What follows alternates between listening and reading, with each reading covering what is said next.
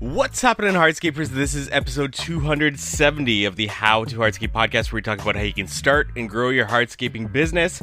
And on today's episode, we have a unique one here. This was an interview that I actually did, or on the other side of things, being the interviewee, where I had Dan Morales-Walsh, owner of Maine Stonescapes, reach out to me. And he is a part of the Stone Trust. And they're on a mission to preserve and advance the art and craft of dry stone walling through educational events and outreach projects. And they invited me to be on their members forum that they have, and this was online and discussing knowing your numbers. So we cover a wide variety of topics on this, and really getting into the budgeting aspect, my thoughts on different overhead recovery systems, some things that I've touched on the podcast here and there, but also a lot of things that I have never been asked publicly, and things that I get into in terms of what my plans are beyond just hardscaping in general, especially with the How to Hardscape Headquarters software, my thoughts on investing in and outside of the business. So we get into a whole wide variety of things, and even into touching a little bit on marketing, getting into my thoughts on marketing, leads, close ratios, adding perceived value, and so on here. So lots of topics that we get into, and I do want to give also not just Dan Morales-Walsh a shout out here for inviting me onto the show, as well as the Stone Trust for having me. Dan, you can find on Instagram, Maine Stonescapes. That's Maine Stonescapes. And also, you'll hear from about the midway point onwards of this. You'll also hear from Patrick at Orthodox_Masonry. So definitely check them out. And Patrick has a lot to add in on the conversation, what questions, experience, and so on. So also wanted to give Patrick a shout out here on the podcast, along with Dan there, and everyone else that you might also hear throughout this entire episode. I know I'm definitely missing people, and I do apologize. I did cut down quite a bit of it just to keep it a little bit more concise for this podcast in general. But I thought it was a good episode to publish on the How to Hardscape podcast, just because me sitting down in front of a microphone, I don't do a good job of really getting out things that people may want to hear from me. And actually, this is the first time in a while that I've actually been interviewed on a non-public podcast. So I thought it was a good chance to take what we talked about here, especially what people might be curious about, and to put it into a longer form piece of content on the How to Hardscape podcast. But before we get into today's episode, we want to thank our sponsors, Cycle CPA. If you're looking for bookkeeping, accounting, CFO services, reach out to Cycle CPA at cyclecpa.com. Let them know How to Hardscape sent you for money off their services there. And our new sponsor, Knowledge Tree Consulting. We've actually had them on the show many times before, especially George and Peter a couple years ago, and George a couple of times since. They owned and operated Oriole Landscaping here in Toronto. Now they're completely hands-off doing efficiency consulting for our industry. So we'll talk more about them later in today's episode. And we did talk about their event that is coming up August 15th, Smart Growth. And this is an in-person event. It is in Wallenstein, that's north of Kitchener. If you're in Ontario or the area and you want to get tickets, I have a limited number of discounted tickets, a very good discount on them. So send me a message, let me know that you are wanting to take advantage of them, and I'll definitely get you that discount code sent to you so that you can sign up. And also, if you're looking for a software to help you this season and beyond, the How to Hardscape Headquarters software can help you in your business budget, estimate job costs, time track, schedule, and so much more that we've got coming down in the pipeline for features for this. If you want to learn more, shoot me a message at How to Hardscape on Instagram, or simply go to members.howtohardscape.com to learn more about that. And without further ado, let's get into this interview from the Stone Trust. Mike, do you want to give us a little background about yourself? And then we can kind of get into the questions that kind of presented to you and stuff. Yeah, for sure. My name is Mike Pletz. I am an owner-operator of a small hardscape company in Toronto. I started in the industry back in 2007. I worked for a supplier for a number of years, and that's kind of my introduction into the industry. hardscape specific, so pavers, segmental retaining walls, installation. Eventually started doing my own side jobs, got too busy with that and started my own business. And then along the way, started How to Hardscape, which is a hardscape educational platform for business owners just starting out, getting going, getting their wheels turning. That started with a website and then eventually became a podcast to get information into people's ears, much more easy on the job site, in the truck. And then that was back in 2019. And 5 years ago, here we still are doing the same thing. Nice. Yeah, so I think we're so niche in our little dry stone walling world that we kind of lack a community, and that's kind of like the basis of these member forums. And one thing we find a lot is we have single person owner operator companies, and we're doing so much in the field that the numbers and all the back end kind of gets neglected a little bit. So I think today it'd be great to kind of go over like that list of things, because everyone's kind of wondering how to go about it all. So I don't know if there was one question in there that really you think would be good to start on, but yeah.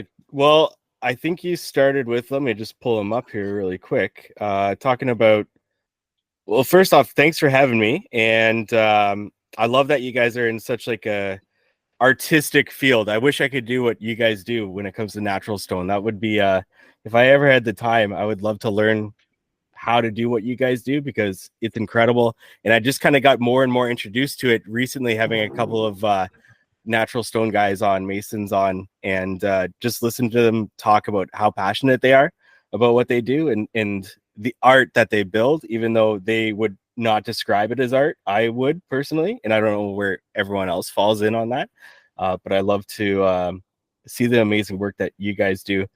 You asked what are the most important figures to know day one of starting out.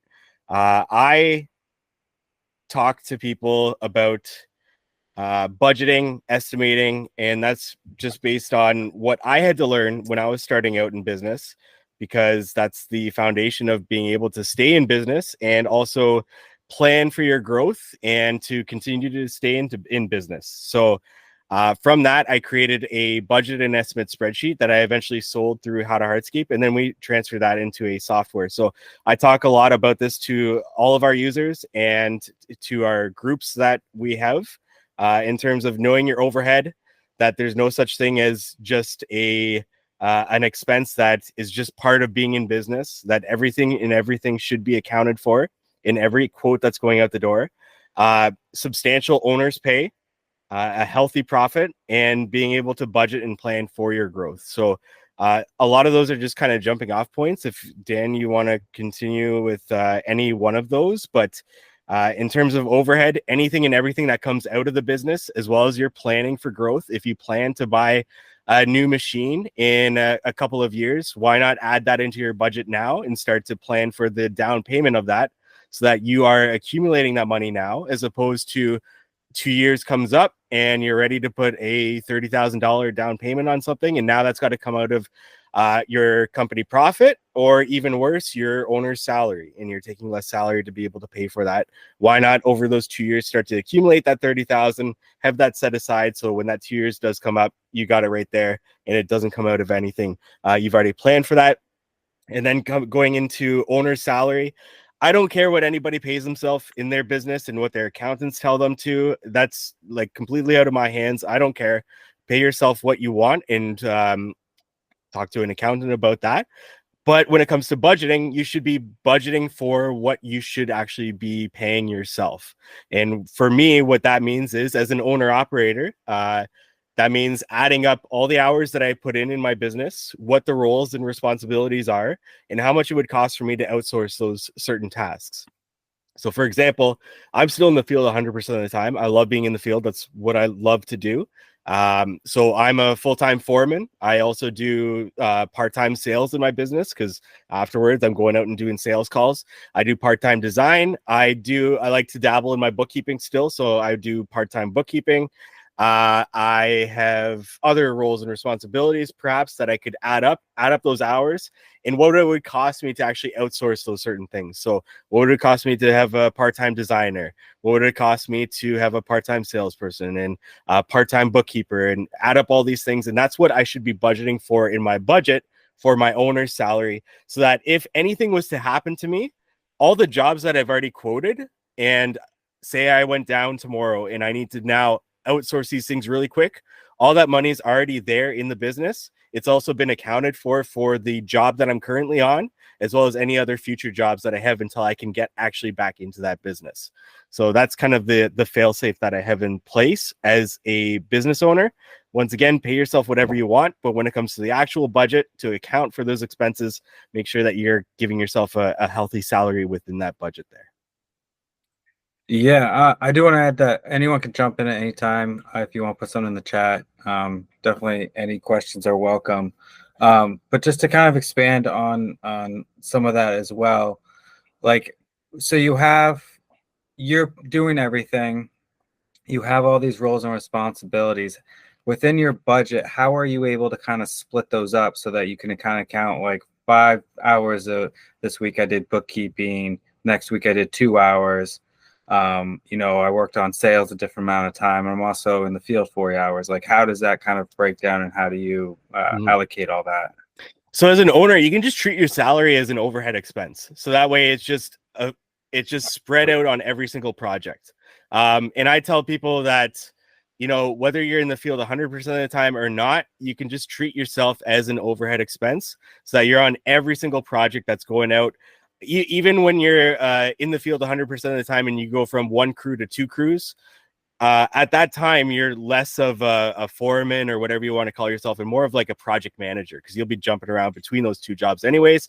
And at a project manager level, you might as well treat yourself as an overhead expense. Now, to get down into the numbers and being able to judge what your gross profit is, so that would be the revenue minus direct costs to that project, which is labor, materials, subcontractors. You can have 2 separate sort of salaries for yourself. You can have a salary that would be labor, so that you can account for that in knowing where your gross profit is. And then you can have a separate salary, which would be an overhead expense, which would be all those sort of admin tasks in your business, which is everything besides labor. That's sales, design, bookkeeping, and anything else like that. So that's to get your overhead recovery, and there's a couple different types of overhead recovery. I don't know if you want to get into that a little bit, and then how you kind of plug in that room for growth as well. Like, how are you able to consider all that? For sure. So there are a few overhead recovery systems.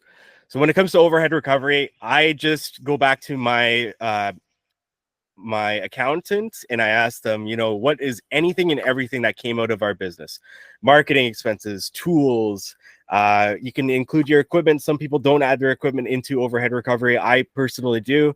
And you can just go down the list of anything and everything that comes out of your business and make a yearly lump sum. Some of these are going to be budgeted amounts. For example, marketing would be like a budgeted amount that you need to revisit if, things get a little bit more difficult in the economy and you need to increase your marketing amount. You may need to revisit your budget and update those numbers as the year goes on.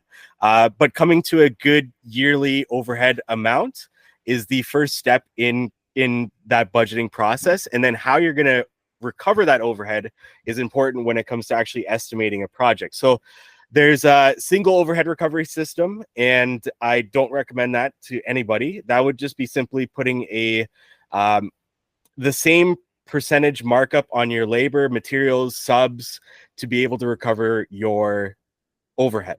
The reason why I don't recommend that, and I don't know anybody that actually does, would be that the argument is that labor, it requires a lot more management than ordering materials does. So why would you mark up labor 35% and materials 35% if materials requires very little time to pick up the phone and order or send an email and order them? Whereas labor, a lot more hand holding, a lot more management, scheduling, and so on and so forth. That would be the argument against single overhead recovery system. So then the multiple overhead recovery system would argue that you put a different markup percentage on these different things. So subs would get a different overhead markup percentage to recover overhead. And that's simply because subs require the least amount of management if you've got a good subcontractor. So you would put a minimal markup percentage on that. And then materials would be the next up, to be a little bit more to recover overhead. And then labor would be the most to be able to mark up and to recover your overhead based on that. Now, the reason why I don't like multiple overhead recovery system would be that I don't like relying on my materials to recover my overhead. In my opinion, we sell labor, and materials is just something that comes along with that we install. But at the basis of what we do is we do sell labor, and I believe that we should be recovering all of our overhead on labor. So I use what's called a labor rate recovery for that. Multiple overhead recovery system dictates that we recover some of that overhead through our materials. So we apply a markup on our materials. If I'm installing like a 4x8 paver, as opposed to a large slab, it takes me personally longer to lay 4x8 pavers. They also cost less. Whereas slabs, they go in a lot faster for me and they cost more. So why a material takes me more time to do, but I'm actually going to take less of a markup percentage. I'm not going to make the same amount of money on it installing these 4x8s because the material costs less. So my markup dollar amount is less. Whereas these slabs, they cost a lot more. So my markup, if it's 25% on it, I'm actually going to be making more money on installing slabs, and it's going to take me less time. That's great. But what about that job that I go install 4x8s and now I'm making less money on that based on my labor? That's why I don't like multiple overhead recovery system. I like to keep it nice and simple. Labor rate recovery, which would dictate that I want to look at how much time I have in my season. Let's just say for simple numbers, I've got 1,000 hours in my season based on however many weeks I work, days per week, hours per day, multiply those. That gives me how much hours I have in a season. And then I've got my project that I'm quoting. Let's say that project's going to take 100 hours. That's 10% of my season. Simply take 10% of my overhead, plop it into my labor. That becomes my way of simply making back how much I need to make on that project.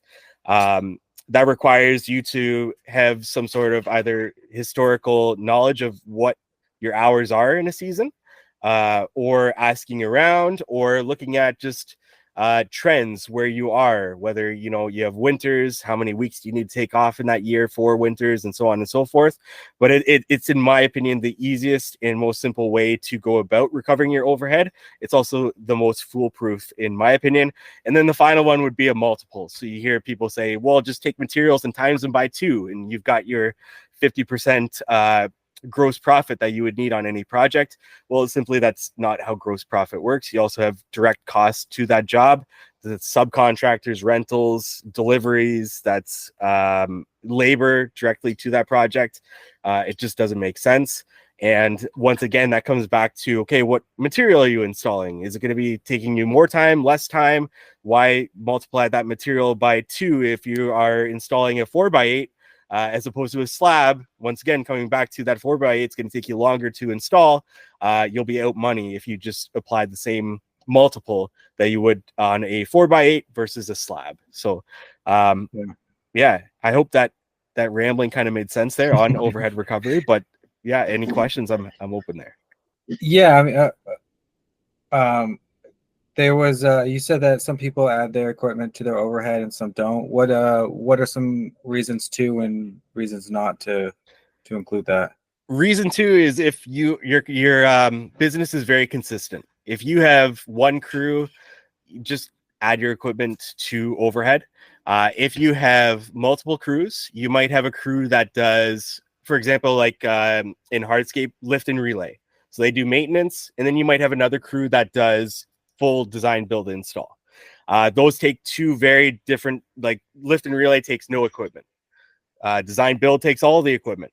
So you might want to do one of 2 things. You might want to budget equipment as overhead, and then create two separate budgets, a divisional budget, one for that crew that does lift and relay that doesn't require any equipment, and one for that other crew that does design build.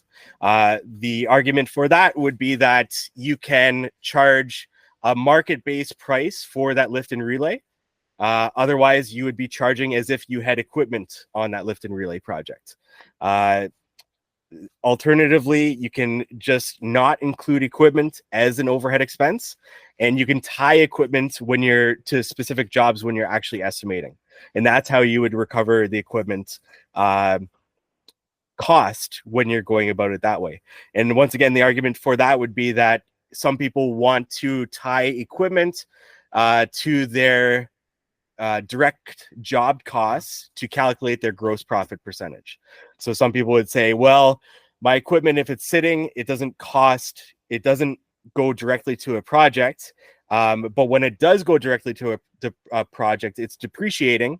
So I want to tie that depreciation specifically to that project that I use it on. So that should come out of my direct job costs for that project. So it all depends on how you want to go about calculating. It also comes down to don't listen to other people's numbers. When you hear people say that they're making 50% profit, well, is that gross profit? Is that net profit? Are you including your equipment into that? Are you paying yourself a healthy salary in your business? And so on and so forth. Just don't listen to other people's numbers. Do a deep dive in how you want to run your business and come down to that. You also hear like people say, I mark up my materials 50%. Well, okay, are you using multiple overhead recovery system? Are you recovering through labor? What is that 50% going towards? Is that going towards your overhead?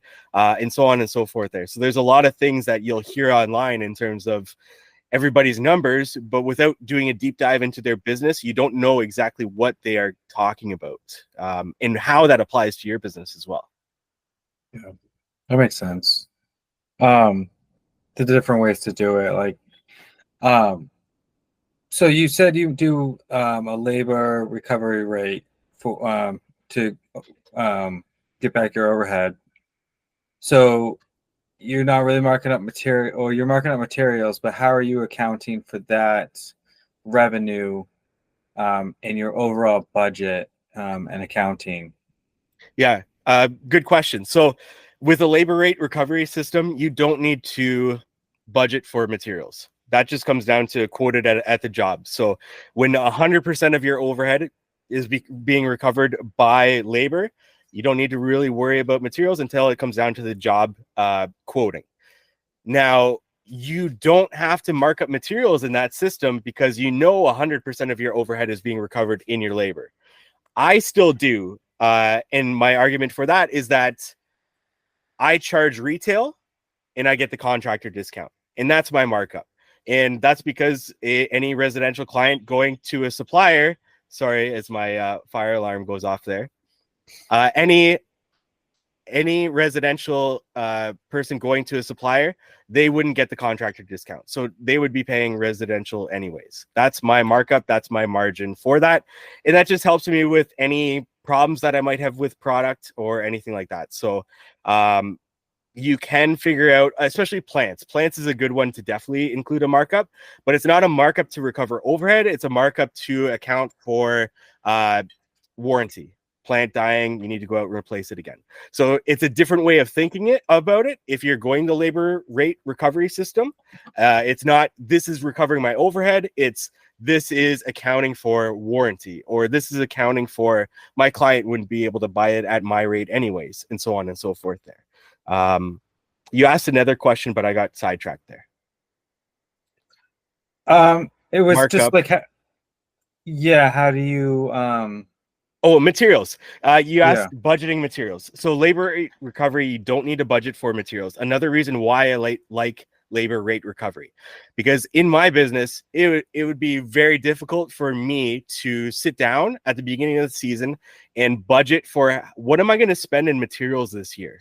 That comes down to just the vast kind of span of jobs that I take on in my business. Multiple overhead recovery system, you need to budget how much materials you're going to be spending for in that year. And that's because you have let's say $500,000 in labor, $500,000 in material, and you want to make 1.5 million. So multiple overhead recovery would have you say, okay, I'm going to place a markup percentage on my labor and a markup of my percentage on my materials to get to that 1.5 million. So it requires you to sit down and set a budget of how much you're going to be spending in materials to come up with that percentage that you're going to mark up your materials for, which gets really messy unless you know that year in and year out, you're going to be doing the same work in and out, same amount of materials, same dollar amount for the materials, and so on and so forth there. So same thing for subcontractors. That could be another thing that you have to budget for when it comes to multiple overhead recovery system. And that could vary widely unless you're, design build, you're doing the same thing every single year, which I'm sure a lot of us don't do with the custom work that we do. So it does get very messy with that. And once again, another reason why I like the labor rate recovery system.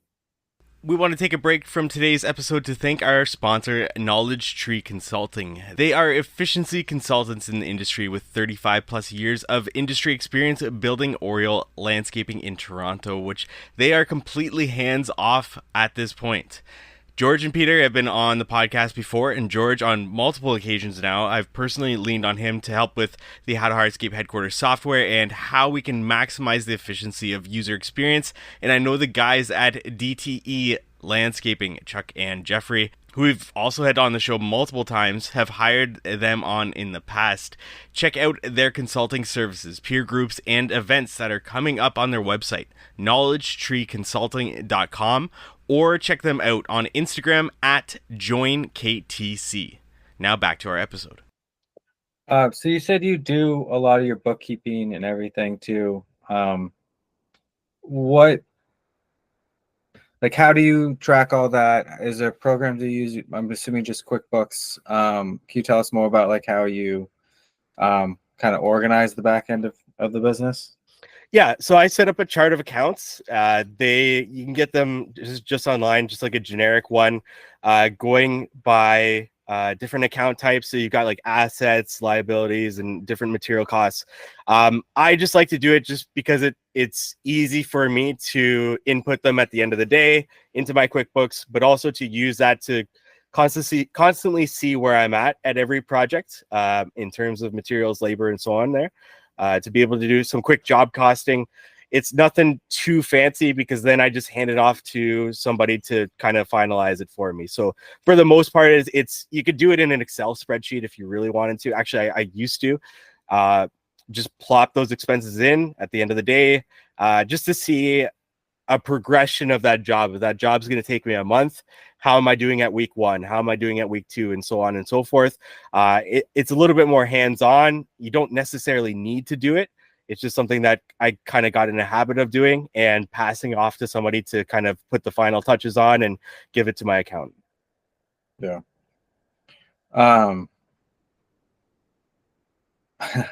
Spacing after that. How do you, I've tried to attempt job costing in the past. What is for someone that's so busy, what are some basic things to kind of ease into job costing? We might not, we probably all have projects going and already have bids out. How can we, at this point, the simplest way to kind of figure out, are we making money on these projects or not, based off, the information that we've already kind of used and might not be the most accurate? Yeah, it's just simply go off labor hours. I would say this is the easiest one, and then add up your materials, because your labor hours will tell you your cost on labor, as well as your overhead. If you're using the labor rate recovery system, your overhead's already baked into it.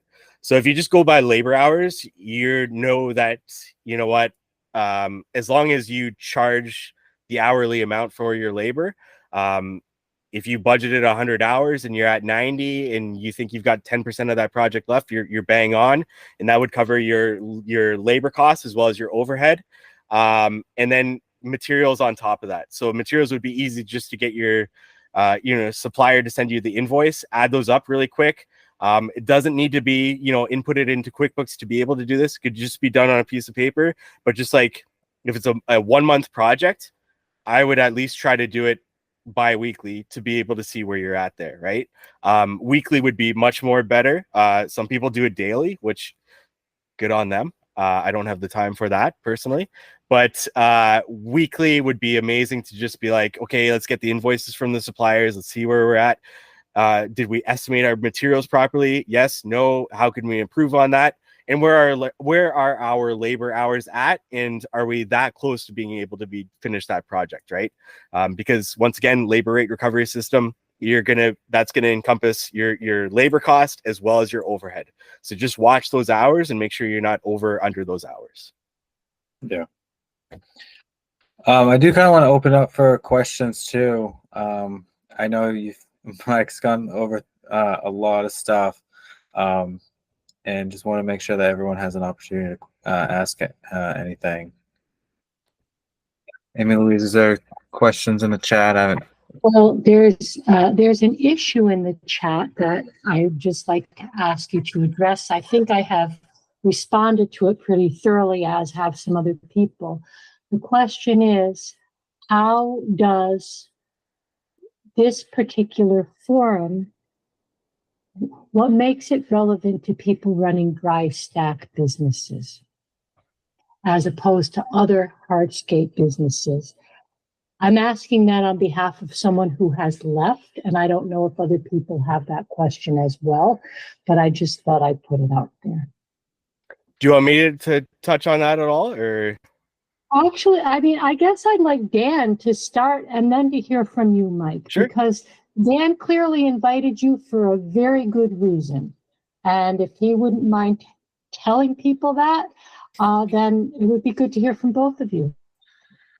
Yeah, I mean, it's just because the medium's different doesn't mean we're not kind of running similar businesses. We're kind of all in that green industry space. Mike's a owner operator of a small company, and he's also created a lot of systems for other people to kind of help them run their businesses better. And it doesn't matter if you're laying pavers or stacking stones. It's kind of, the business end is still the same, especially when you're in such have sole proprietors a lot of the time. So I think, it's been kind of a fire hose for me too.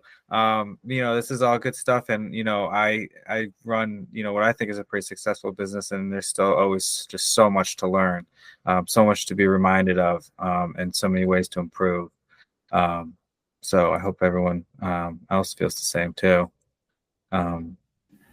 I do see Kelly has her hand raised. If you have a question, Kelly. If you don't mind, I'll just touch on that really quick, Dan. Yeah.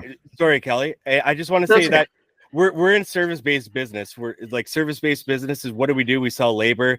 It doesn't matter if you are a contractor in another field. This is all very relevant. And I apologize if the person took offense of a hardscape business owner coming in here. I didn't mean for that, but everybody that I've talked to in terms of masons and some drywallers, I do like to ask them, do you consider yourself a hardscaper? Because it is a very loose and general term. And a lot of them have told me that they wouldn't care if they called themselves a hardscaper, a mason, or an artist, as I kind of brought up, which I do kind of consider that whole natural stone side of things a complete art compared to installing pavers and segmental retaining walls and so on and so forth there. But at the end of the day, as business owners, we are selling time, we are selling labor. And I think that the at least what I'll be talking about here always applies to any service-based business. Yeah.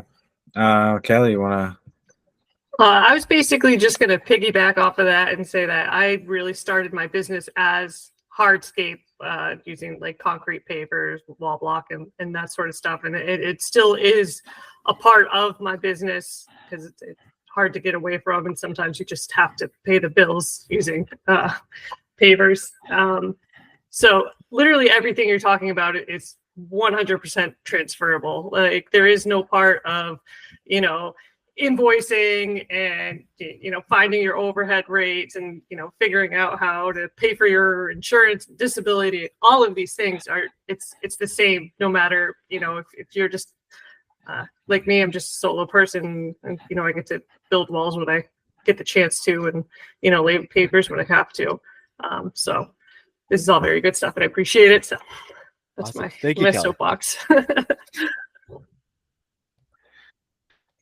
So Mike, you do have a program. I don't know if everyone uses programs. I use LMN lightly at this point. I don't know if you want to talk about kind of what that program details and how it would help people in our situation. Yeah, I mean, I'm not here to plug it at all, but basically it comes down to everything that I talk about here in terms of recovering your overhead and making sure that you are charging for what you are worth, and not what you think you might be worth or anything like that, but just like fact-based. This is what it costs to recover your overhead. This is what it costs for your labor if you were to hire out that labor in every single task that you do in your business, in terms of estimating projects, using production rates to estimate those projects, or just time and materials. It's very much based on what you were talking about there with LMN. There's many others on the market. And it's just a system to be able to ensure that when you estimate every project, a certain percentage of your overhead is going to make it onto that project, and it's not going to be left out. And you can be able to track where you're at with projects and to be able to update the system as you go along to ensure that whatever mistake or good thing that you made on the previous project, you're not going to make it on the next project. So just another system out there that will help you to ensure that you're growing a healthy business as opposed to and making a healthy profit on top of that. Because we one thing that I know as an owner operator and as a business that very much relies on me is that we need to be very profitable, because we're not necessarily building this huge business that is going to sell for a lot of money. So the money that we make is on the front end here. So we need to make sure that we're profitable and to make sure that we're making the money that we make. Because on the back end, what do we have is equipment that we can sell off, and maybe a business name and a website if that's doing really well. But it's not this recurring revenue machine that somebody can buy because it's producing this recurring revenue. It's project based. It's our money is made during the project, and that's our profit.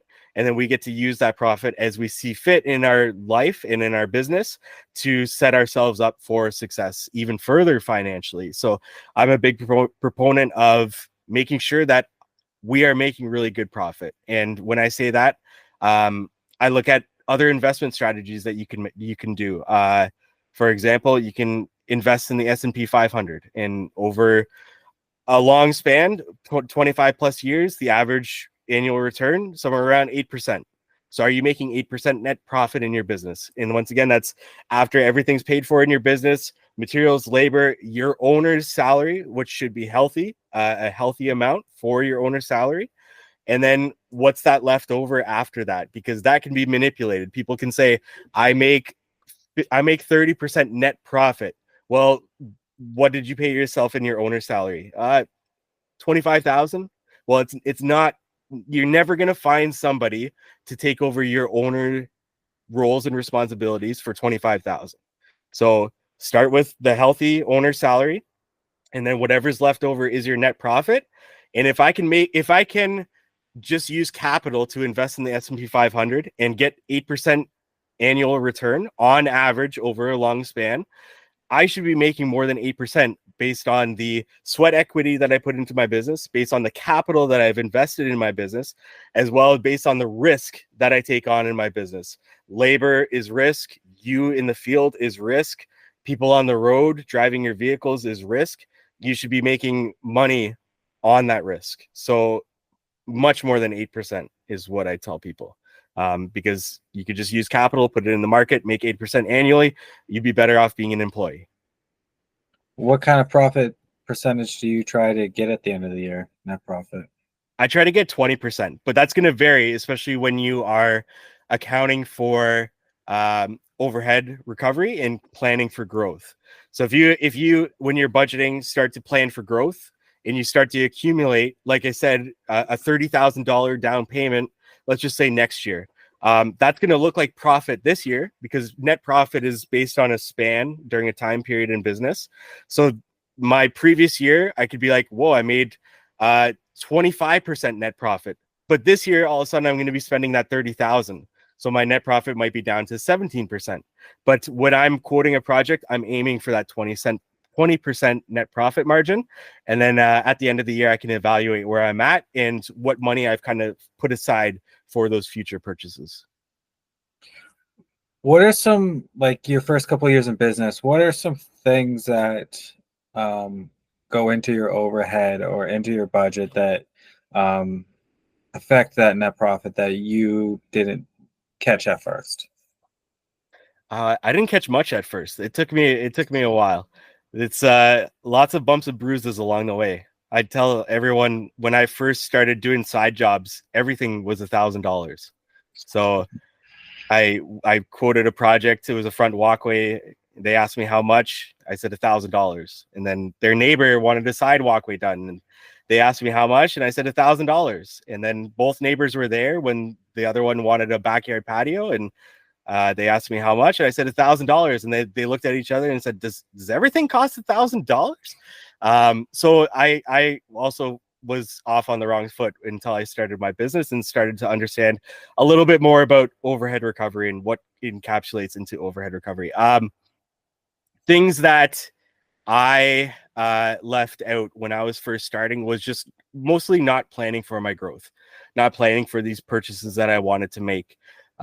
Because especially when you're first starting out, and I started out in like the lift and relay, so low overhead. I didn't need equipment. I wanted to get to the point of purchasing piece of equipment and things in my business, but I was pricing myself as if I was the company that I was at that current point in time. Whereas if you price yourself for growth, you're pricing yourself for the company that you want to be tomorrow. And that doesn't necessarily mean tomorrow. That could mean next year, 2 years, 3 years down the road. You want to be pricing yourself for that growth because you want to. I'm sure you guys are all excellent, especially when you're here investing your time on a Thursday night, trying to network and learn as much as you can. And hopefully you're getting something out of this, but you want to be pricing yourself as if you are that company that you want to be tomorrow, because you have the skills now that same company that's there tomorrow has. So why shouldn't you be able to price yourself as if you're that company now? Well, that's just planning for growth, making sure that sitting down at that beginning of the year and saying, okay, am I buying a piece of equipment this year? Am I ready for that? Next year, am I adding another crew or planning to add another crew? What should I start to think about for that next year purchase to be able to meet that goal? So I've never been one for like sitting down and writing down my goals. But when it comes to budgeting, you really have to think about that and have to think about what company you want to be 1 year, 2 year, 3 years down the road, and to be able to add those numbers into your budget, whether it's a down payment on a machine, whether it's starting to save for a piece of land 10 years down the road. Let's start to think about that and start to accumulate that money so that we know that when that time approaches, it's not going to come out of our profit. It's not going to come out of our owner's salary pocket. And we're that company that we want to be. And we've been pricing as if we're that company that we want to be. I think I kind of double spoke there as well, but I would say that that's the biggest thing, is that especially when you're first starting out, don't price yourself as if you are just starting out. Price yourself as if you are that company that you want to be tomorrow. What about adding another employee, especially planning your growth for that? Say it's the fall and you're pricing projects for the next year, and you found a guy in the winter that wants to start in the spring, or you find a guy in the fall that will start in the spring. How does that all work as far as planning for another employee, all those labor burden costs and all that? Like, can you speak on some of that and things to think about? Yeah. When I do a budget, I also think about training costs, as well as if I'm adding a new employee during the season, my cost for that labor is going to be a little bit more expensive. And it's going to be more expensive because the efficiency is going to be dragged down. And that's going to be because me on site training them is going to cause me to be less efficient. It's also not, that other labor on site is not going to be at the efficiency that they should be. So when it comes to thinking about, okay, during the season, maybe I'm starting to think about adding a laborer. I'm starting to think about that when I'm actually quoting a project, so that I can add that labor in there and make sure that I'm accounting for that loss of efficiency. We do have an efficiency score in our program that allows you to update it based on the project.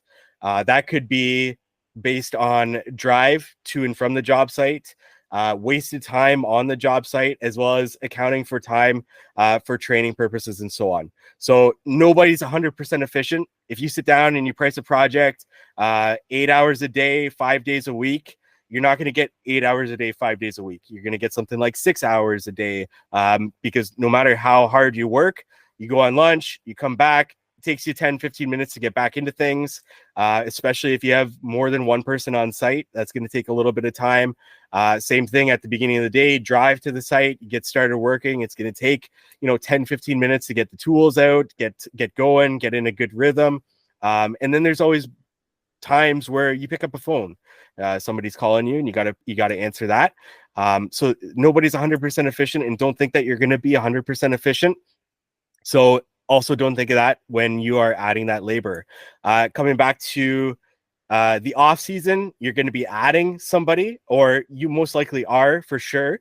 I have an overhead expense for training. So that is my employees sitting down and going through our course that we created for them, which is just getting them introduced to hardscaping and introduced to what do we do to install pavers, to install segmental retaining walls. We have a video course on those, and we make sure that they sit down and they take those at the beginning of each season, because when I had laborers, that was the biggest thing, that they were coming into an industry that they had no idea of. When I started to ask them for a tool, get the screed bars out, get this, they had no idea what it was. And on the exit interviews, they just said, Mike, I had no idea what I was getting into. I wish I would have had a little bit more knowledge kind of coming into it. So I budget for an overhead expense on training, how much 2 days worth of training would cost me, and how many employees I'm going to have go through that during the season. And I just incorporate that into my overhead. So I hope that answers your question, but I just make sure that those non-direct job related expenses that come with having labor, I just add it as an overhead expense.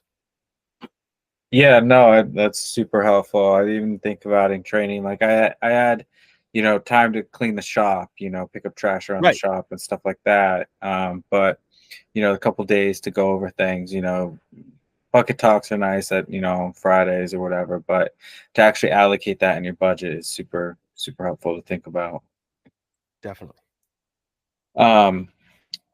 So as far as, all right, so budget's built, jobs are booked.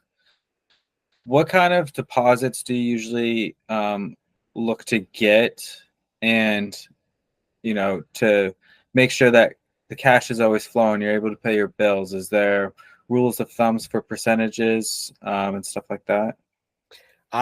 This is one question that you sent me that I don't have a solid opinion on. I would say I'm pretty fast and loose when it comes to my percentages. I do have a 10% scheduling to get on the schedule, and then 25% first day. That's basic. That's covering more than my materials usually. And then depending on the length of that job, I try to do 1 or 2 progress payments, and then I try to leave 10, maybe 15% due upon completion of that job. It's just a matter of seeing what works best for you. Like if I'm doing a 1-day job, it's probably not best business practice, but I usually just do 100% upon completion. That's 1 day. It's not going to hurt my cash flow. I haven't had problems with it yet. I'm not saying that I won't have problems with it, but I think that you should just look at what is your cash flow going to require of you, especially when you're quoting a project and you have a nice pie chart of, okay, this is what my labor costs me. This is what my materials cost me. that percentage is what I need to have at some point in that project just to cover my costs. Everything else after that is my overhead expenses, which is a budgeted amount that could, during that project, that could hit you all at once. The truck could be down for a repair that costs $15,000. Do you have that money sitting in an account? Hopefully, because that could hit you all at once. But when we're budgeting for our overhead, that $15,000 is spread out over 12 months, right? That $12,000 is spread out, that $15,000 is spread out over 12 months. So overhead is all about budgeting and spreading it out over those 12 months. But you could be hit with one of those big bills that you budgeted for during a project. Do you have the cash flow sitting in a bank account to account for that? Hopefully you do. That would be ideal. But if you don't think that you have that money sitting in a bank, maybe you need to be a little bit more aggressive with your payment structure until you get to a point, 5-6 projects down the line where you do have a little bit more of a safety net in your bank. So it's just about looking at your own personal situation.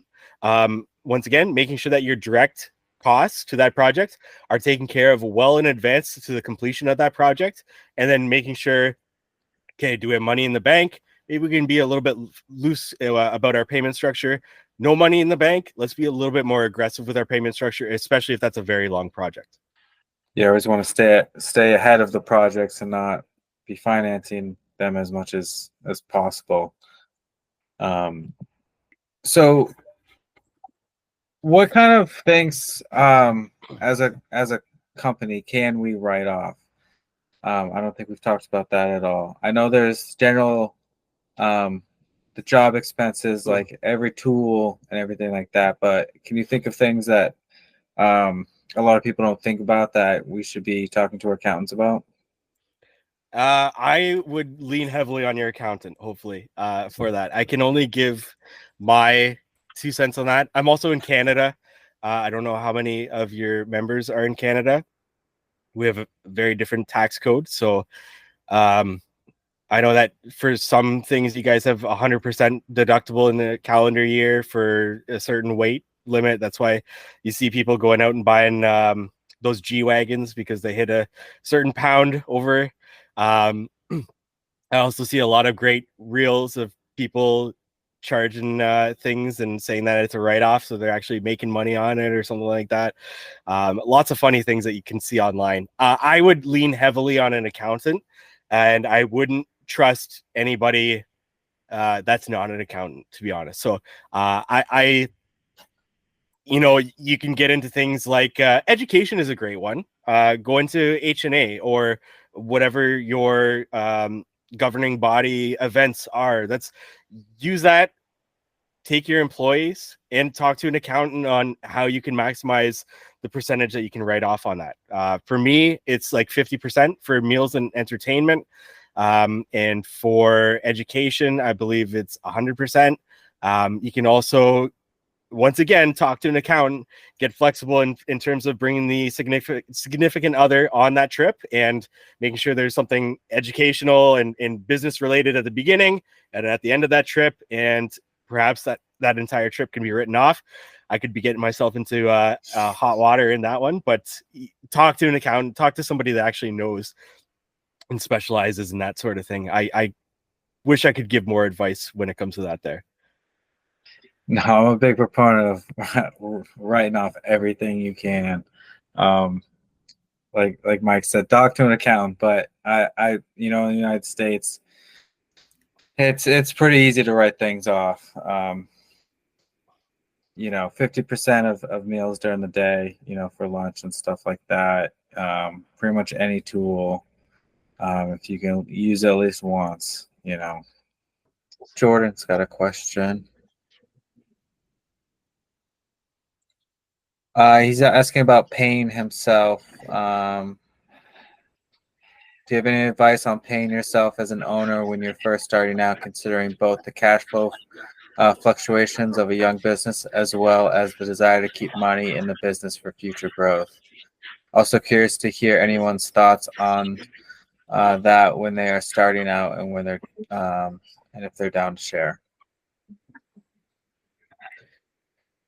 Yeah, I just go back to it doesn't matter what you pay yourself. It should be, for tax purposes, a salary that meets what the requirements are for the services or what you do in the business.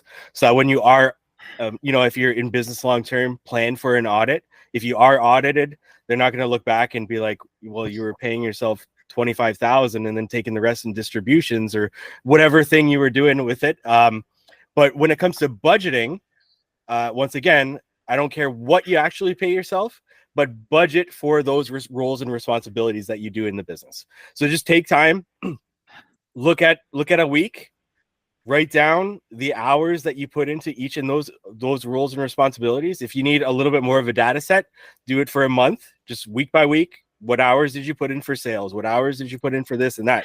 And then once you have, a week, multiply it by 52. Those are your amount of hours. How much would it cost you to go out and outsource that? And that's that dollar amount that you should be adding up.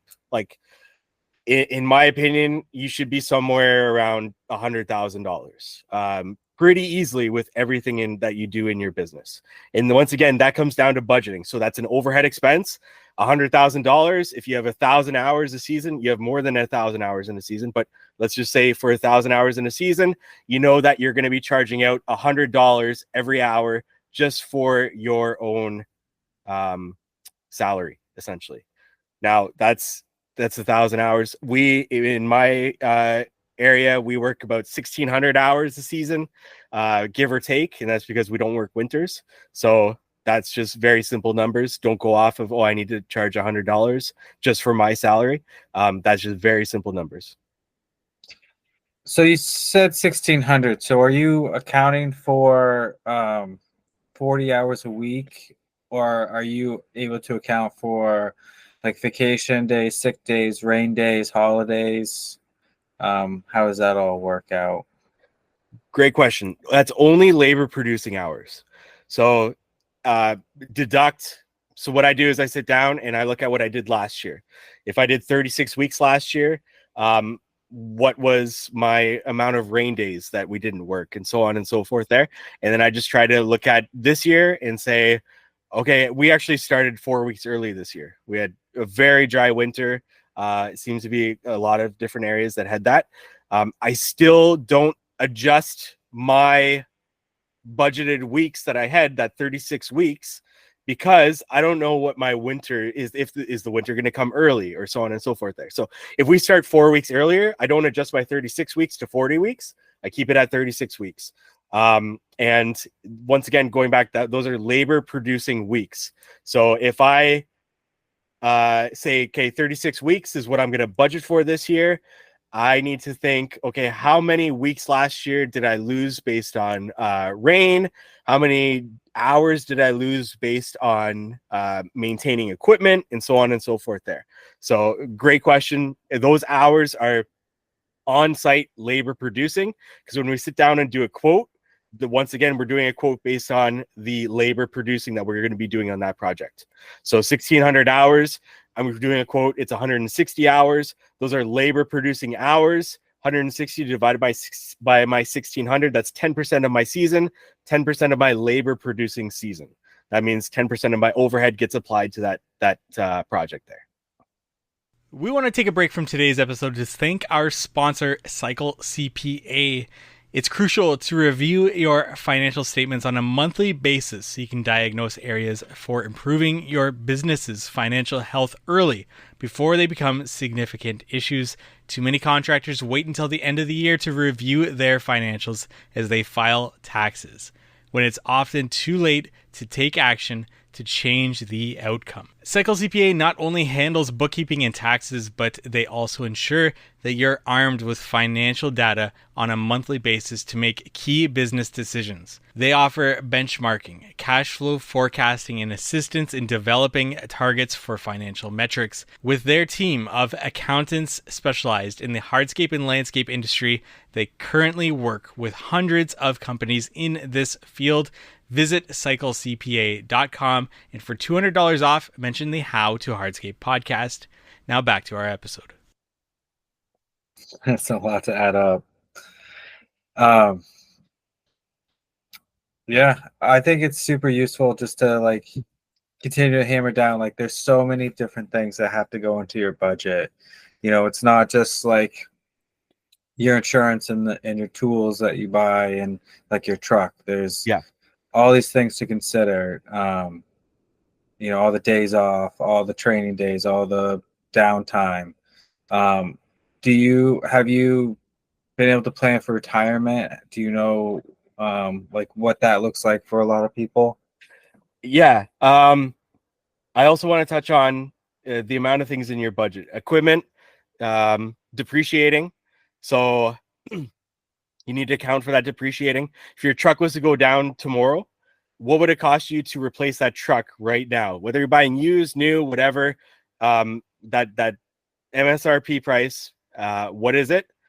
Minus its resale value. So how many years of use are you gonna get out of that truck? Minus its resale value, and then divided by its years of use.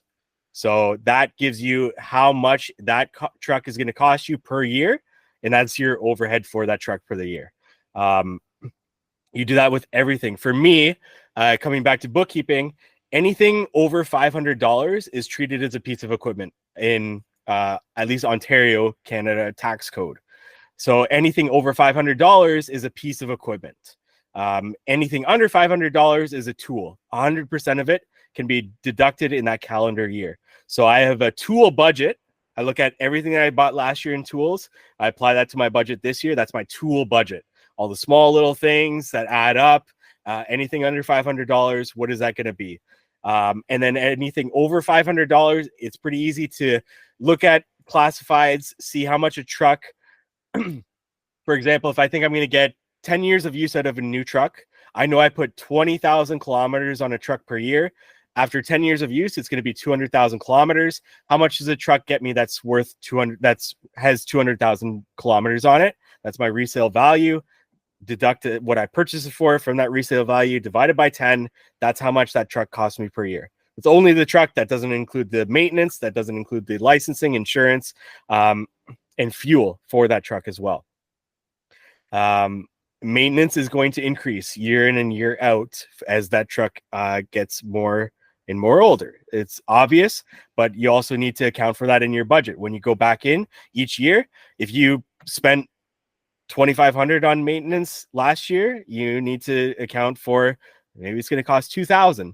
And then by year 10, when it's time to get rid of that truck, maybe you're up to about $7,500, $10,000 for that truck. So going back to that, as well as hidden things that should be in your budget. Hopefully nobody ever gets into it, but there's also legal expenses that come with owning and operating a business. Liens that you might have to put on a house. Maybe it makes sense to add a little bit of money into a legal fee account just to, each year, let's take a look at a contract. Let's send it into a lawyer. Let's see what we may need to deduct or add, because don't know where you guys are, but our construction law is always changing. So it's nice to have a little bit of money built in there in our budget for a lawyer to take a look at our contract each year. What's changed? What can we have in our contract? What can't we have in our contract anymore? Accounting fees, professional fees, bookkeeping fees, all these are budgeted amounts for overhead. And hopefully I've gotten that. Include training. Like I said, also include those meals and entertainment, company parties, uniforms. Even if you don't spend money on marketing, make sure you have a marketing budget. That just makes sure that, hey, if work dries up all of a sudden and you need to start marketing, you don't have that money available to you. It has to come out of profit, has to come out of somewhere. So even if you budget $1,000 a month, even though you know you're not going to spend that money on marketing, hey, you've got $12,000 at the end of the year. If you work a full year, sponsor something locally, put it to a team locally, put it towards uniforms if you didn't have something for uniforms, or so on and so forth. There, it never hurts to have that money handy and set aside, even if you're not going to use it for marketing. You asked about retirement and stuff. That's excellent. So that comes back to making sure that we're making a healthy profit with everything that we're doing. because our business, whether you disagree with me on this or not, and I'd be open to disagreements, our business is not going to be worth a whole lot on the back end, especially if we haven't built systems and processes and have crews on because somebody looking to buy a business is not looking to buy a job. They're looking to buy something that they just buy and let go on their own. So on the back end, our business is not going to be worth as much as something that has systems and processes in place, is not reliant on an owner operator, and has some sort of recurring revenue based thing around it. So our profit, our money making is now when we're in the field and actually working. So making sure we're very, very profitable. And then what do you do with that profit? Do you put it back into the business? Do you put it into a little bit of stocks, S&P 500? Do you buy real estate? I'm a big proponent of leaning into your strengths. So just to talk about what I did, I don't know real estate well. I like to invest into ETFs, so exchange traded funds. I invest into the S&P 500 just because it's covers the market. I don't have to think. It's just money that goes into it. And I don't even do that a whole lot, because what I do is I put that money into another business, which would be the How to Hardscape, what I'm doing. So I'm looking at my future, and I'm looking at, okay, with this profit that my landscaping company is bringing in, what can I do with it that matches my strengths, and what can I invest it in? Well, it just come back down to starting a whole nother business, one that very much complements my existing business. So everything that How to Hardscape does, it complements one-to-one to what my landscaping business does.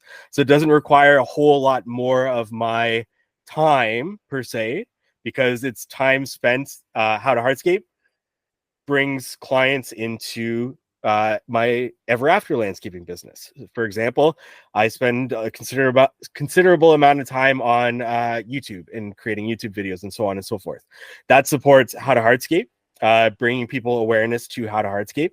That also supports people viewing it and actually reaching out to me. And it's marketing that not only I'm getting paid for through ad revenue, but I am also getting clients into my Ever After landscaping business. So I think about things like that, as well as the system that you brought up as well. Our membership platform, that's a very capital heavy thing to do, to hire developers and to bring on a team to be able to do that. So that's what I've done with my profit. And I urge you to think about your strengths and what you can do to set yourself up with the profit that you're earning now, because you can set yourself up for success later, as opposed to hoping that you can sell your equipment later on for a lot of money and anything that you've kind of built in the business. That's the cherry on top, is what I would kind of look at that as. Yeah. It's definitely nice to be able to use your money to make more money. Correct. That's for sure. So like personally, I have an issue because like I plan for profit and do all this stuff. Not always the best, but you know, I do a lot of it.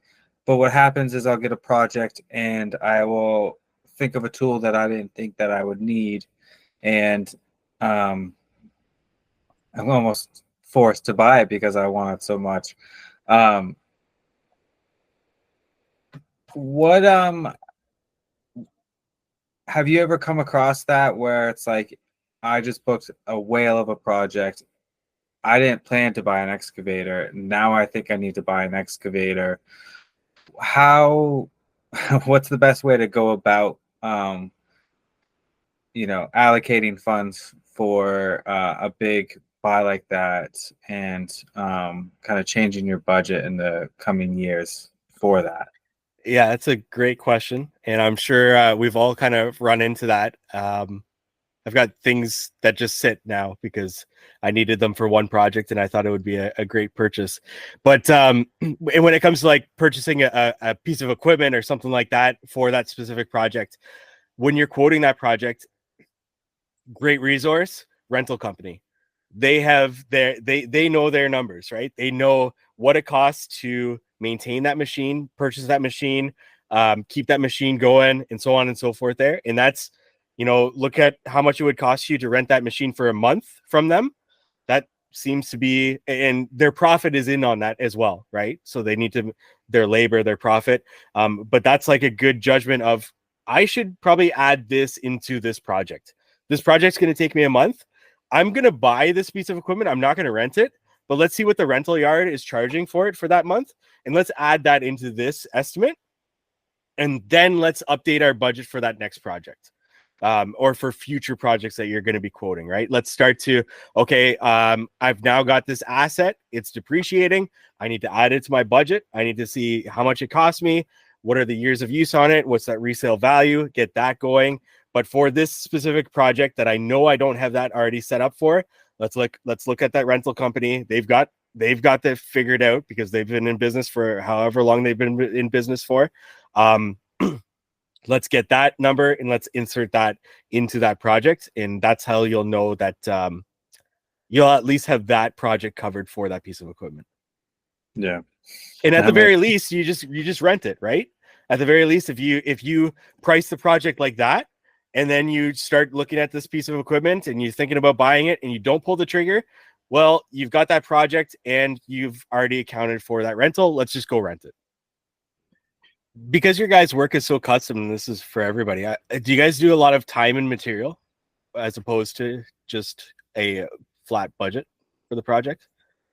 I used to do just exclusively time materials for the last like 2 years. I started doing it just because you know, like you said, everything's so individualistic, and it's hard to give accurate numbers on a project that's never been done using stone. That's all different. Yeah. On the last member forums, I kind of talked about it a little bit, but it's really about getting that getting people to trust you and having years in the business and getting systems down and having explanations on how and why you do things, and also being very upfront and transparent with all the numbers and what everything you think is going to cost, but like honestly, I have no idea. But we're going to do our best. We're going to keep checking in on where we are in the budget, and if being able to communicate where we're at in that budget based on where we're at with the project to make sure that we're not running super over without reason or without letting them know. So I know a lot of people like to do time and materials in this trade as well. Patrick, I'm interested. Do you guys do time materials with all the different stuff you do as well? Yeah, for the dry stone, especially. Again, like you said, one project can be, hey, we're going to use 80% of the stone that you've got on your property, and half of that we got to dig out of the woods because they want that stone. Okay, fine, but I don't know exactly. I mean, we have a rough idea, but it's that sort of stuff. That we just do time and materials. But I just typed in the chat, and again, this isn't a great thing to help you when you're starting out, and I didn't have this tool when I was starting out. But once you build up a track log and get better, and you're going to get bruised and make mistakes along the way, I mostly know what I'm going to do and what we're going to hit. You have that track record. You give them a initial budget of, hey, this is where the plane is probably going to land. If you're not okay with this at all, and you're not okay with it being 5%, north of that, then we shouldn't do this project to begin with. And we'll talk people out of jobs. That's something, I mean, it's not on the financial, well, it is on the financial side. You don't want a client that's going to cost you headaches and time like that, where they're getting stressed on the back end of things. But yeah, we'll do time and materials, and then try to connect them if they have questions or concerns with former clients, and say, hey, talk to Bill. We've done 4 projects now for Bill, and Bill will tell you we've basically landed the plane right where he needed it to be land each time. And that goes to what you were saying, Dan, of you establish that trust. For us, really getting the numbers right, a big part of that is just to help reinforce the trust with the client and the relationships that we have with them. Because at least for us in our work that we do, I would say half of our clients are are either serious repeat folks or we've known them for a long time and then the time was right. Like the relationships go deep. They're not one-offs that we don't know. And so anything you can do to keep that, established is huge. And you definitely won't see. We just did a work for a guy that I've known for 10 years. First time that's paid off professionally. Personally, it's been great. But yeah, I'm not sure if that answered your question. Yeah, no, just wondering. Yeah. Mike, I'm wondering, I know you guys have talked about this on Not Your Finest Hour because you guys are kind of geographically a little different, and talking about how, pricing out of projects, going low just to land projects. I'm interested in your thoughts on, Stu here, he's in North Carolina, and, I'm up in Maine. Our cost of living is completely different. That means the way we charge is completely different. How do you kind of figure that out based off where you are and like what the market will bear? Or do you have any tips for that? Yeah. So one, when it comes to the cost of living, a lot of your overhead expenses that you budget for, your salary, your employee salary, all that's already kind of baked into that. So this is cost-based estimating, what I've already talked about here. So single overhead recovery system, multiple overhead recovery system, labor rate recovery, or multiplying your materials by a certain amount to give you your total. All of that's cost-based estimating. And that already mostly accounts for your cost of living because, your salary is going to be affected by where you live and what you calculate your salary to be. Same with what you pay your laborers, what your materials costs. Like even where I'm located, if I drive 3 hours in another direction, the materials are going to be like $1.50 more a square foot. So even like very small pockets are going to have different costs of materials. So with cost-based estimating, all that cost of living is already baked into materials, labor, and for the most part, overhead expenses. So you don't really have to worry about that. What you do have to worry about, though, is like you mentioned, market-based. You could very easily, and when I'm talking about, planning for growth in your budgeting, you could very much overinflate that and be way above what your market could bear, right? So you could be like, well, next year I'm going to buy an excavator and a skid steer, and I'm going to buy a piece of property as well. So let's add $1 million into our budget and try to make that in this calendar year. Well, it's not going to happen. You're going to overinflate where you are for the market. It's not going to be that much as long as you plan for growth accordingly, that you might be a little bit higher than your market. You might be at your market, may even be below your market. That's just for you to kind of figure out. And the best way to figure that out is through your closing rate. It's going to be a lot different for you guys, and I'll touch on that. But your closing rate depends on like how many leads are coming in, how many consultations you're going to, and how many proposals you're sending out, as opposed to how many you're landing versus you're not landing. So closing rate, proposal sent out, and then comparing what jobs you land versus what jobs you don't land. And you don't want to be at 100% closing rate, meaning you're getting every job that comes in that you send a proposal out to, because that typically means that you're underpriced. You're below market value. And you don't want to be, I'd say, like below 50% because you're likely too high in terms of market value. But it's better to be below 50% than it is to be 100%. Well, I mean, there's pros and cons. If you're at 100%, it just means that you need to raise your prices. You need to add something to the budget, figure out the budget where you can add some more, because you do have a lot of room there. If you're below 50%, that just means that you need to take something out of your budget, or you need to create what I call, or what other people call, perceived value. There's just something in the sales process, in the way you present yourself, in the way your company's presented, in the value that you're providing, that dollar amount is not matching up with that value. So you need to close that gap somehow. And that there's a lot of things that you can do. I start with the sales process. How am I dealing with that client? What can I do to make that process better? I ask every single client, whether they sign up with me or not, what did I do to cause you to sign up? What did I do to cause you to not sign up? Usually that second one has to do with price. So once again, that comes down to I'm too high. They didn't see my value as being associated with that. Usually a communication thing. So what I did over the past 2 to 3 years was I put all of my knowledge into YouTube videos. And I've already touched on that. But also what I do with the YouTube videos is whenever I send out a proposal, I have a detailed scope of work of what I do for installing pavers, and each number 1, excavate this amount of inches, 2, compact subsoil, amend if needed, and install geotextile. And I've got a video on every single one of these, and these are, you know, long videos that very much dive into the technicalities of each of these, and each one is hyperlinked. So when that client gets that proposal, it'll be like work area 1, patio. This is the scope of work. Click on this if you want to learn how we do it. It's got my face on it. I'm walking them through how we do it, and so on and so forth there. Patio is done. Okay, what about the wall? Scope of work for that wall. And each one of those has a clickable thing.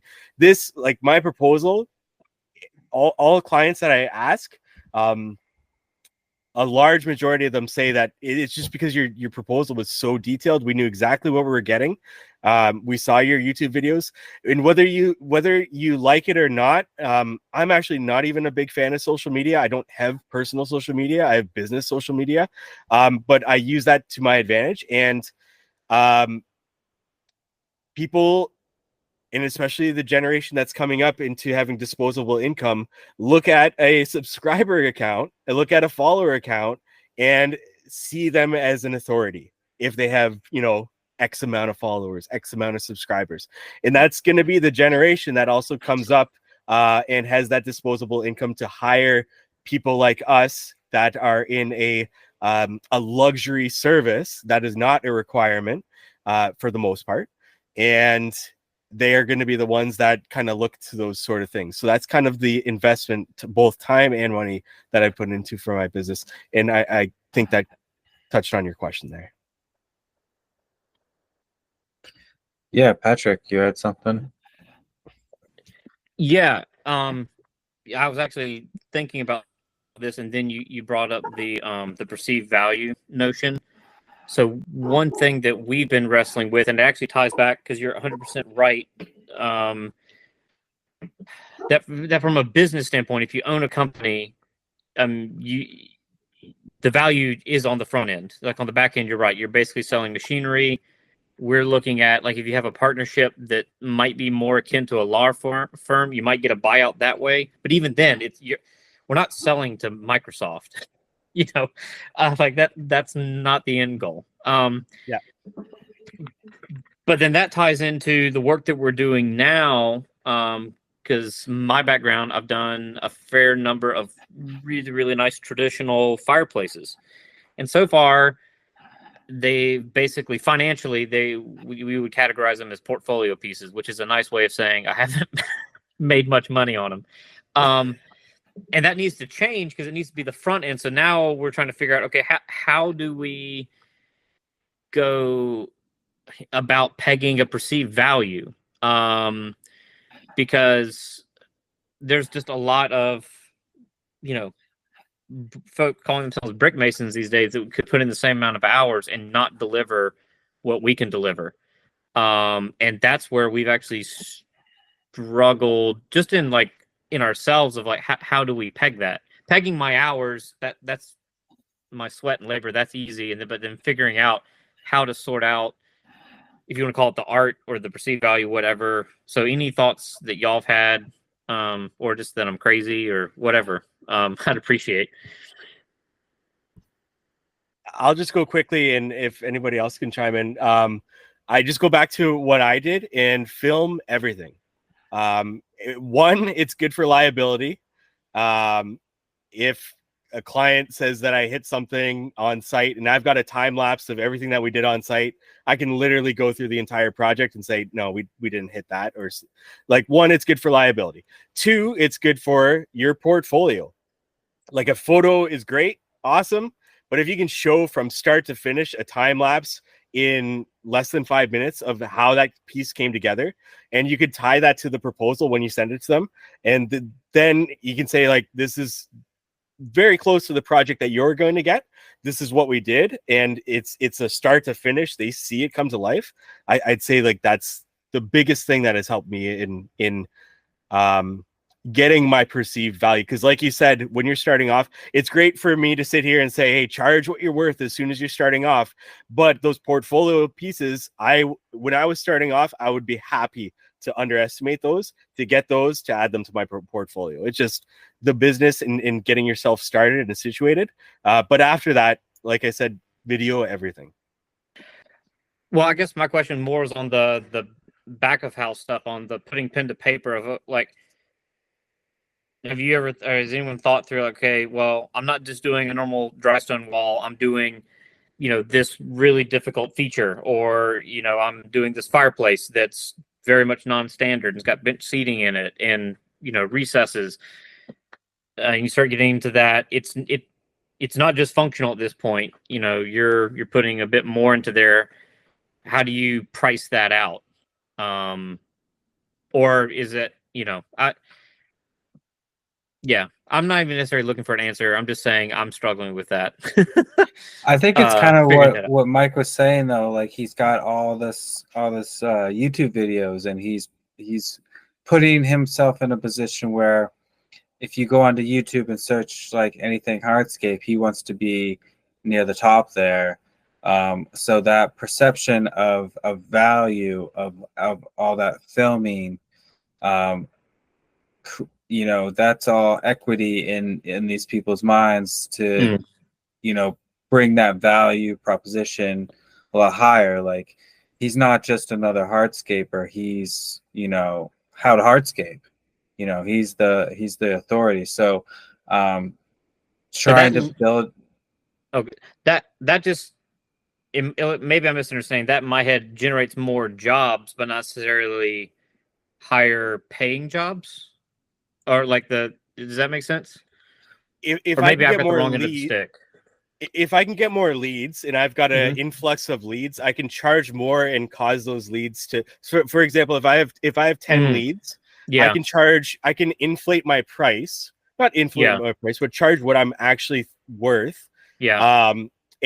And bring my close ratio down to say 30%. So I only land 3 of those. Whereas if I only have 2 leads, then I need 1. I absolutely need 1. So I might need to actually bring my price down a little bit and to get to that like 50% closing ratio or 100% and get those 2, right? So the Gotcha. more it's a numbers game, right? So the more leads that you can get, the better off you are in terms of being able to settle for a lower closing ratio. So you're coming at it from increasing the pool that you're fishing in. Yep. Would be okay. All right, I got you. But also that communication with the client too. Like going back to it, once again, I'm not a very big social media person, but when it comes to business, I am. I had Masco Construction on the podcast. And like he was mentioning, he's got 100,000 Instagram followers. He doesn't need to do any marketing. He doesn't need to do anything. And people come to him just because he posts every day, and he posts, beautiful stuff that you guys do. And that's that perceived value that people see him. They see him doing it. They see his face. They know who they're getting. They saw him online. It's like seeing somebody on TV nowadays and being like, whoa. And I want that person there. Like that's kind of the world that we live in, like it or not. But that's perceived value that people will reach out to him and want him to do their project, essentially. There's also a lot of power in not having to take on projects and being able to say no, because it also opens up your schedule. Say I get 10 projects I'm not really excited about, and then that fills up my year, but yet I have a project that is everything I want. They have the money to afford it at the price point I want it to. I can't do that project anymore. But if you aren't in such a desperate mindset to take on those 10 projects, then you can start saying no to things and start saying yes to the projects you want to do for the price point. And once you start doing those, eventually it's going to start happening more regularly. So,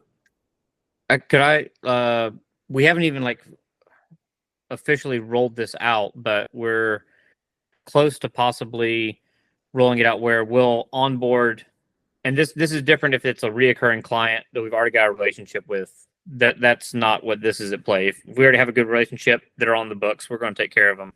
But new incoming clients, to sort of guard against what you're talking about, Dan, of like you wind up taking on or agreeing to work and then something better comes along, is we're looking at onboarding potential clients, giving them our pre-client questionnaire, sort of doing an initial vetting, but then telling them, hey, we look at potential jobs once a quarter and we'll get back to you. So then we can see, oh, we've got, in our minds, we've got 2 A tiers, 3 B tiers, and 2 C tiers. But if the 2 C tiers had come right at the beginning, we might have accepted them and not had a little bit of cooling time. And those numbers might be, in terms of timeline, have to be a bit different. But if y'all done anything like that where we're trying to come from, if we're upfront in like how we process stuff, and we're trying to leverage the fact, hey, we're a small firm, we don't have a secretary, but this is why we have to wait. And so far, people have seemed okay with that. They are understanding of that. Have y'all done anything like that? Or is that too weird? I think that's a baller move, to be honest. If you can hold people off, per quarter, and I think Seth and I are working. We're out in the field, and we're getting calls, and like, okay, if we can sit down once a quarter and look at all these papers, then we'll pick. Okay, we don't want to work with them; they're kind of weird. Okay, that's not crazy. No, I mean, if you can have people wait, and I think if it, Stu and I have talked about this too, because he hold. If you have people willing to wait, they're willing to pay. And so if you're worried about perceived value, but you're backed up a year, I don't think you need to worry about that anymore. Because if someone's willing to wait a year, they're willing to pay whatever it costs, because they can get someone else to do it within a year, so they want you to do it. So charge what it costs, and get the profit that you need. Kelly, we're not typically giving them estimates unless it's just a very, very general ballpark. If they have no clue what they're getting into, like if we won't give them a detail, but if it's a dry stone wall, we'll be like, look, that's going to be between $15,000 to $30,000, depending on how tight you want it to look, but nothing more than that.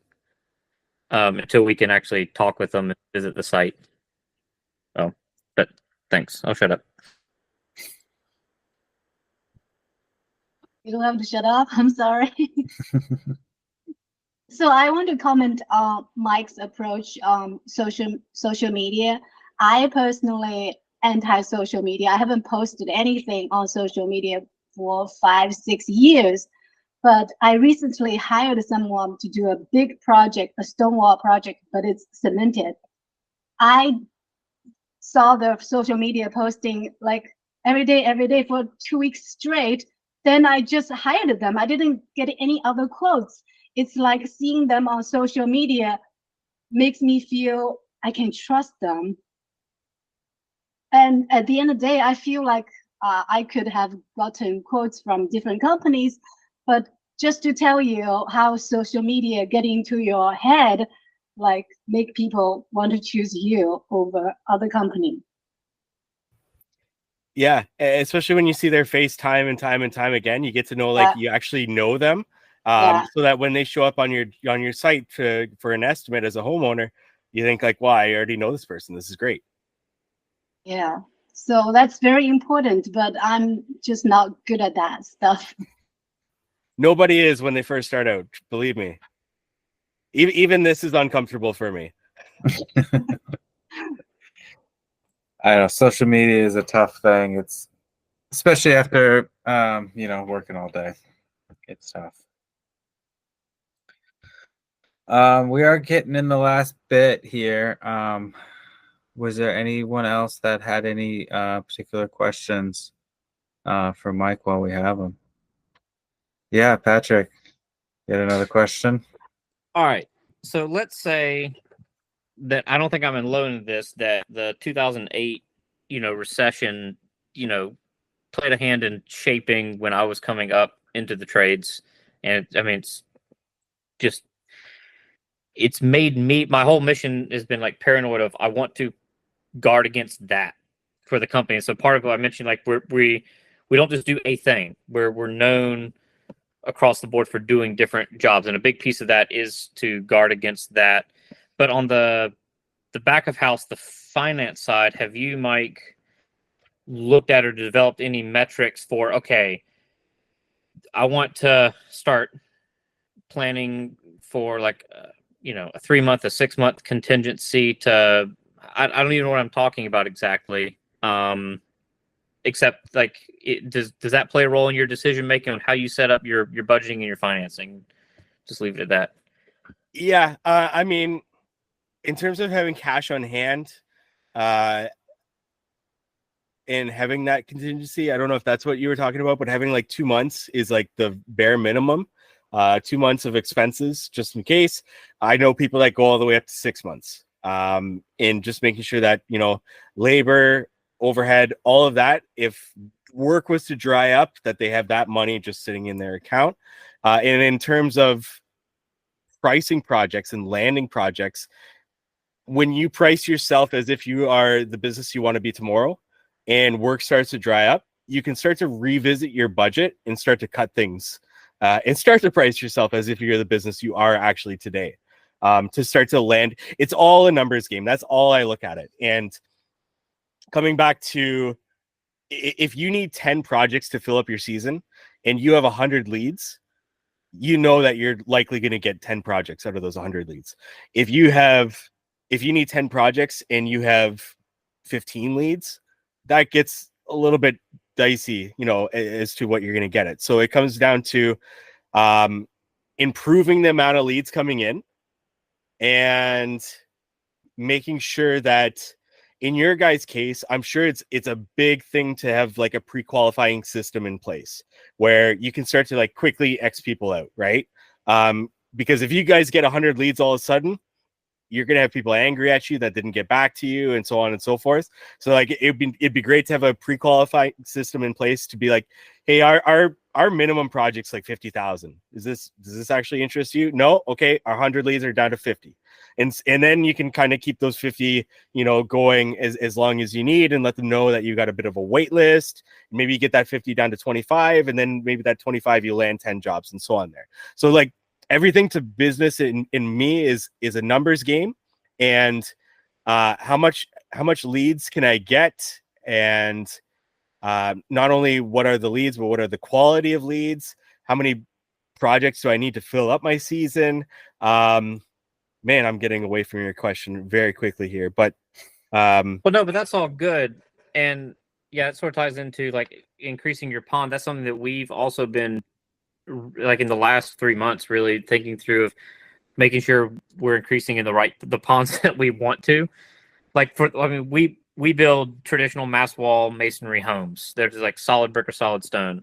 I could tomorrow put out some videos and pictures and have the Doomsday Bunker bros or whatever pounding at our door, but we don't want to necessarily just build for them. But like our stuff is literally bulletproof. But it's been in a weird place to like have to think through. We can't just go about what we're doing because we might stumble into the wrong pond. I don't know where I was going with that, other than you've given me a lot to think about, which has been very helpful. Okay. I also have the privilege of being able to talk to a lot of different contractors, North America wide, and I get hit with great stories. I get hit with, especially in the economy that we've had in the last little while, coming out of 3 years of incredible, where I was trying to hit on, especially on the podcast, preparing for what's coming next out of this 3-year boom, because it's not going to stay like this. It's going to revert back to normal or worse. So what can you do for your website? What can you do with social media? What can you do with all these different things? Because it takes time to set these things up. like 2 to 3 years. So plan for the future.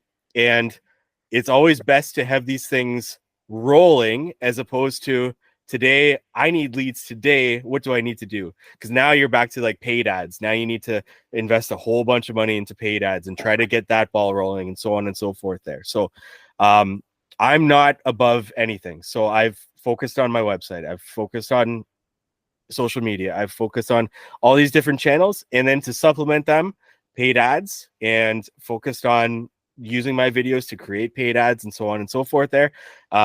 Because coming back to it, it's all just a numbers game of how many jobs do I need in a season, how many leads do I need, and what's my close ratio to get me to that number there. Thanks. Yeah. I hope that touched on what I kind of ramble and kind of go off course there.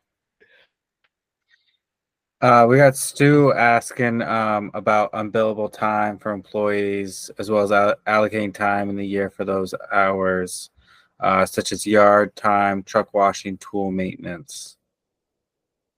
Yeah, so 2 ways that you can go about that. You can add it as an overhead expense. Just add up the amount of hours that your employees spend on that certain task, and make sure that that's added into overhead. Or you could add that at a project level. So, for example, if a project takes 1 month and you know every month that you spend 2 days doing those tasks, make sure that you add in 2 extra days on that project to account for that. So it all depends on what math you want to do, and make sure you're just consistent with it. Otherwise, you come home at the end of a day, you're tired, you need to get a quote out, you sit down, and if you don't have a system in place that takes you from step A to step B, I've forgotten things before I had something like that. And it sucks. It sucks to be doing work for under what you should be getting paid for, because you just missed a little thing. So yeah, unbillable time. Make sure that when you account for the number of hours in your year, just make sure that you are that's billable time. That's labor time. That's going to account for all your overhead expenses during that time. And then I like to add in a figure in my overhead to account for that unbillable time, like you described there, as opposed to doing it at a project level. Do you ever add it to like any labor burden factors? I don't. My labor burden mostly just covers any information that I don't know in terms of payroll taxes, insurance, so on and so forth there. So when I'm going through our system that we have areas for payroll taxes, insurance, and so on and so forth there, that you can put that in. If you don't know that, add it to labor burden percentage. And then on top of that, I also add in my inefficiencies to that labor burden percentage as well. So I know that if it's a project that I have a new hire on, I'm going to increase that just a little bit just to account for that wasted time. But also you can do that at the efficiency factor level as well. And that just comes down to the project level. So any wasted time that's specific to that project would be that efficiency factor. Yeah, that was a big one, labor burden, stuff I didn't, think about before. What about vacations? Would that be something you'd also think about adding to labor burden? Yep. Labor burden percentage. There's actually, if you just Google labor burden percentage by state, there's a pretty good PDF there, or a document that you can find. Just be careful, because I believe that's an average and it's not an industry related average. So construction, it would be higher in terms of a burden percentage. That just comes down to insurance. Insurance cost is higher.